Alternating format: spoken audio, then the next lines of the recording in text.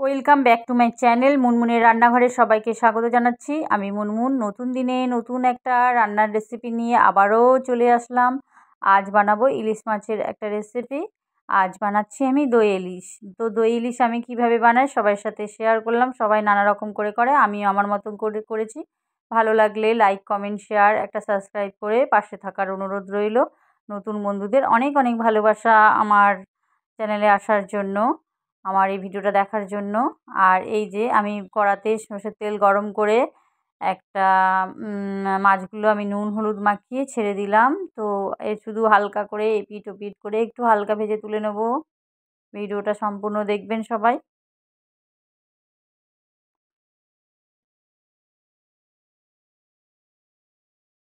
খুব কম সময়ের মধ্যে এই রান্নার রেসিপি, একদম কম, একদম চটজলদি এই ইলিশ মাছের রেসিপিটা হয়ে যায়, খেতেও কিন্তু দুর্দান্ত হয়।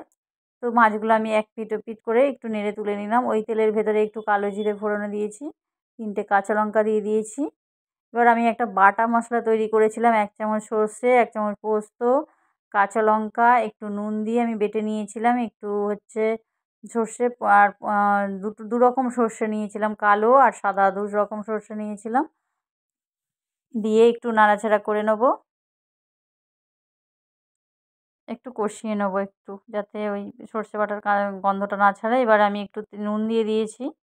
নুনটা দিয়ে একটা ছোটো বাটির, একটা কাঁচের বাটির, ছোটো যেই বাটিগুলো হয় সেই বাটির একটু টক দই দিয়ে দিলাম। জলটা ঝরিয়ে শুধু টক দই, মানে জলটা ঝরিয়ে এমনি শুধু টক দইটা দিতে হবে, জল যেন না থাকে। একটু হলুদ গুঁড়ো দিয়েছি অল্প পরিমাণে। এবার আবারও একটু ভালো করে কষিয়ে নেব। নিয়ে এবারে একটু মাছগুলো এবার আমি দিয়ে দেবো এতে। ব্যাস, মাছগুলো এপিট ওপিট করে একটু দিয়ে দেবো, নেড়ে উল্টে দেবো, যাতে মাছের ভেতরে মশলাগুলো ঢুকে যায়। এবার আমি ওই মশলা ধোয়ার বাটির যে ধোয়ার জলটা ছিল সেই জলটা দিয়ে একটু ঢাকনা চাপা দিয়ে দেবো। একটু ধিমি আঁচে এটা হবে। কিছুক্ষণ পরে এটা এসে আমার রেডি হয়ে যাবে ইলিশ মাছের রেসিপি। দেখো কি সুন্দর একটা কালার এসছে।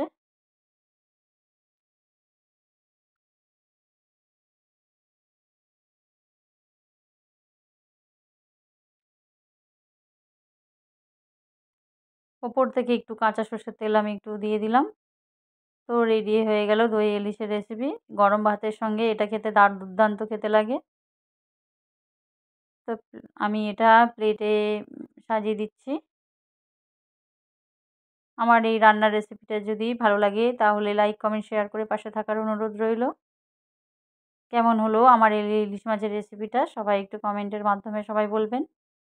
ভালো লাগলে প্রিয়জনদের সাথে শেয়ার করবেন।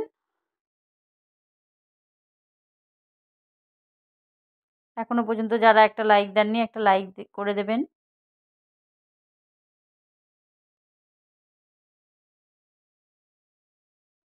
তো রেডি হয়ে গেল ইলিশ মাছের দই ইলিশ।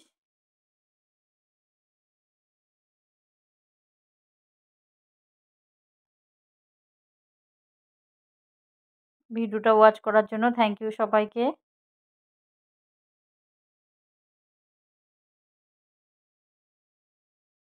গরম গরম ভাতের সঙ্গে এটা খেতে দুর্দান্ত খেতে লাগে। আমি ভাতের সাথে এটা পরিবেশন করলাম। উপরে থেকে একটু মাছের তেলও সাজিয়ে দিলাম। Thank you for watching.